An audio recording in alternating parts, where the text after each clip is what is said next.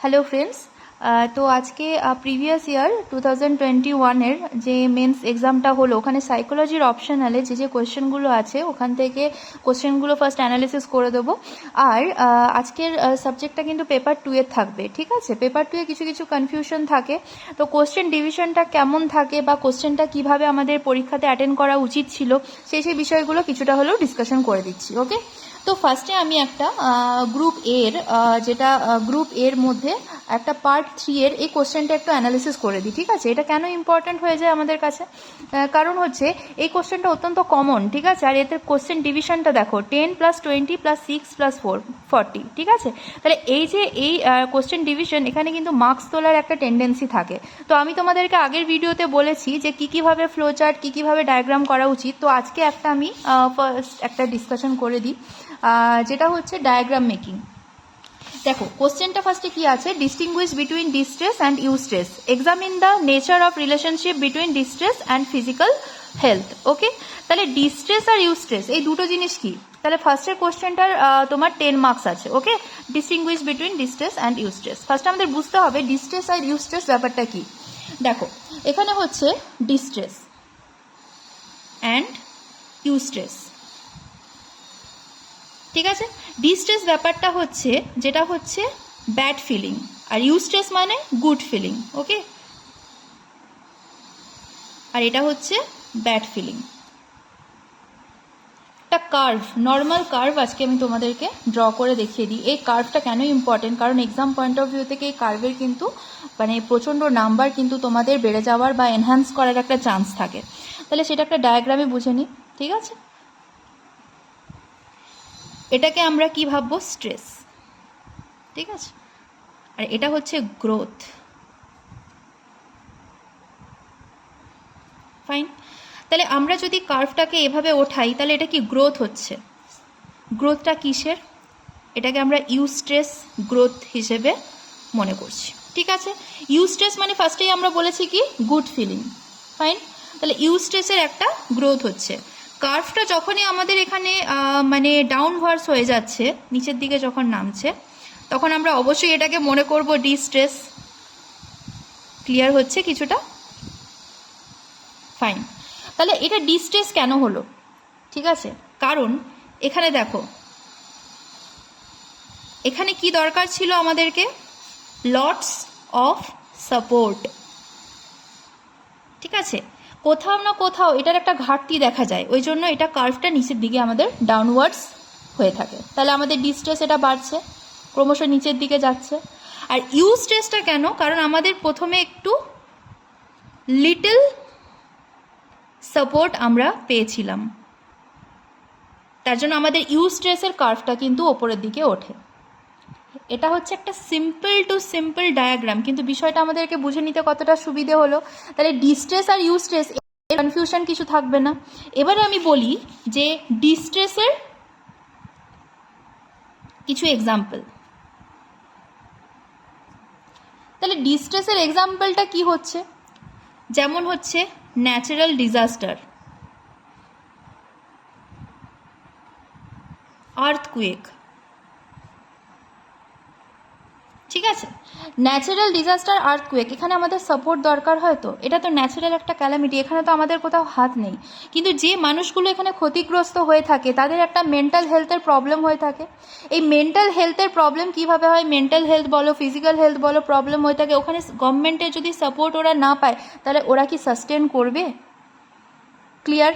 তাহলে natural disaster, earthquake, এগুলোর reason কি হচ্ছে? ডিস্ট্রেস। তার মানে এটা ব্যাড ফিলিং। কেমন? নেক্সট হচ্ছে ইউস্ট্রেস।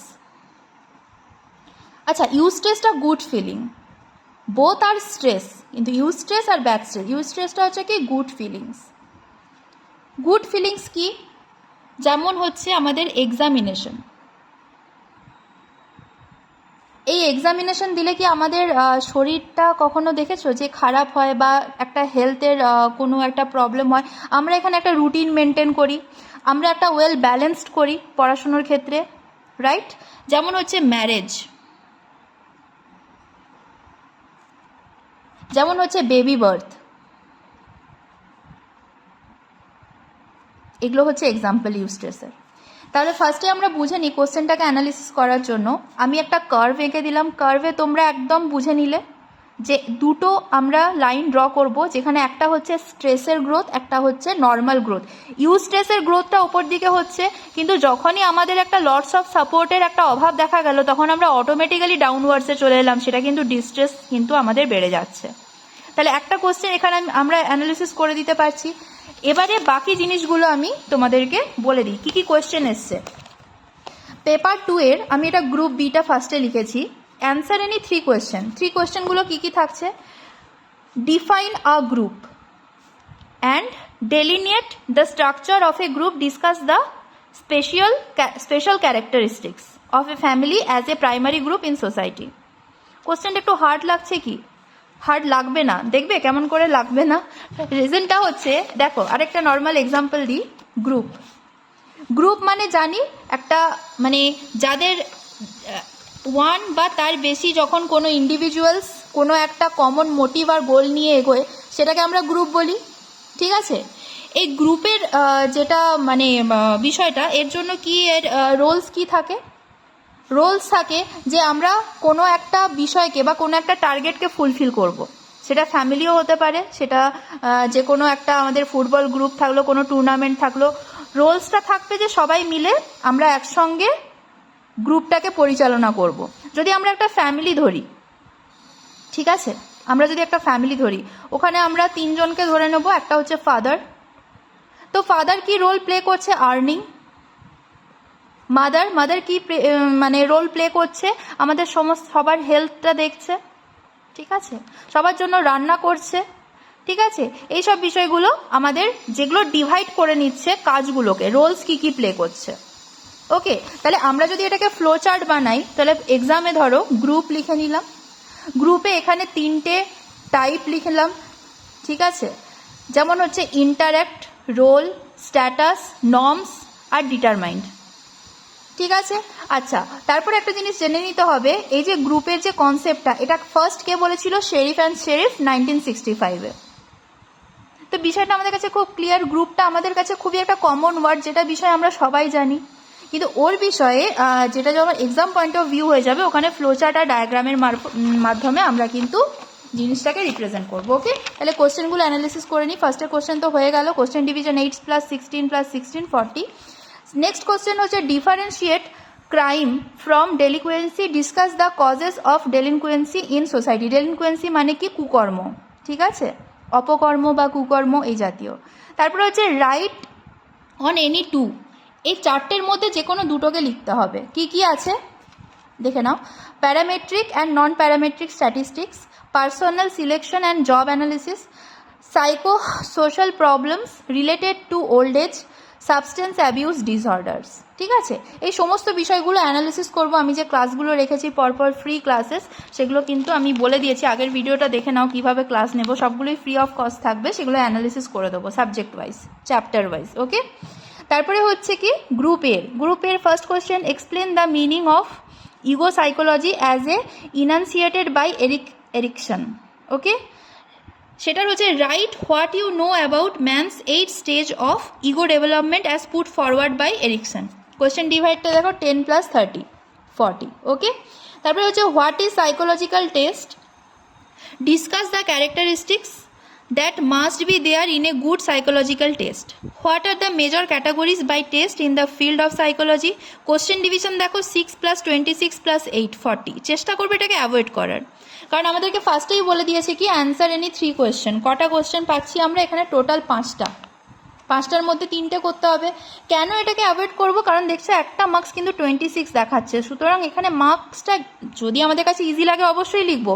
ডায়াগ্রাম, ফ্লোচার্ট দিয়ে মার্কস বাড়ানোর আমি পলিসি তোমাদের বলে দিয়েছি, কিন্তু যদি দেখো যে তোমাদের পরের কোয়েশ্চেনগুলো ডিভিশনটা একটু বেশি, যেমন এই বিষয়টা, এখানে নাম্বার তোলার কিন্তু চান্সেসটা অনেক বেশি থাকে। ওকে, ঠিক আছে, পরে আলোচনা করবো ওগুলো।